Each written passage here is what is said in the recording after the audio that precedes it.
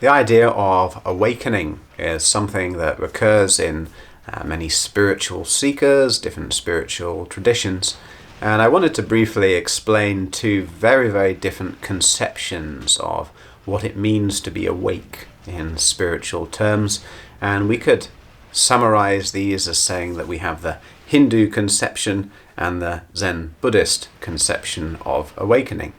Now, the Hindu conception of awakening is based around the idea of samsara, the idea of maya, of delusion, of a kind of veil of unreality that deceives us, that we have to either lift or break through or transcend in order to attain moksha, liberation from the grand delusion.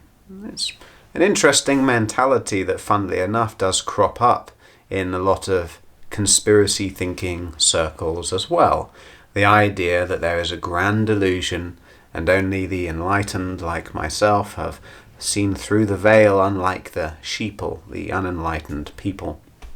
In Zen Buddhism, however, the conception of awakening is very, very different, because it's about being fully in touch with the present moment, accepting what is given in the present moment. And for example, in one poem, Faith in Heart Mind, it is written that we should not be averse to the six sense realms, because accepting the six sense realms is the same as true enlightenment. So there's no inherent judgment that what we experience through the senses is more or less real than what we experience if or when we have a transcendent experience and see a 60-foot glowing golden Buddha looking down at us. Those instances, whether you're looking at the 60-foot golden Buddha or the piece of dog shit in the grass, are only experiences, and life is, in a way, nothing more than moment after moment of experience. That Zen idea of awakening is perhaps closer to how we use the term wakefulness and being awake in more conventional language. It is the opposite of being asleep. It's being fully alert to what is going on around you, and crucially, it implies not being lost in thought. When we're lost in thought, we somehow cease to be conscious of the other things going on in the world, in our mind. We cease to be as aware of our bodies as well. And so we're less awake. We're not really as conscious. I think, well, I'm not going to tell you which is best. You can think about that for yourself. The way in which you want to be awake.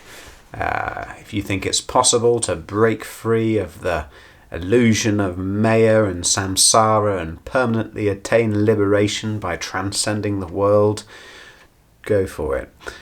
My experience of transcendent experiences is that they are fleeting, and you just go on to have experiences afterwards. I don't know if there is a permanent escape.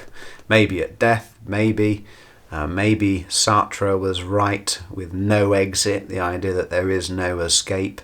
I tend to go along with the Zen view, because it seems to me if you can be as at peace with just normal day-to-day sense perception, looking at the wall. Incidentally, this wall behind me is the wall that I face when I meditate and pursue the truth, so have a good look, because that's where you'll find the truth, incidentally, is looking at the wall like that. If you're completely at peace with what you're experiencing in the present moment, then you have no need to transcend. And you might, for example, transcend and meet the 60-foot golden glowing Buddha and not be content with it, in which case, what's the point in transcending? What kind of awakening is that?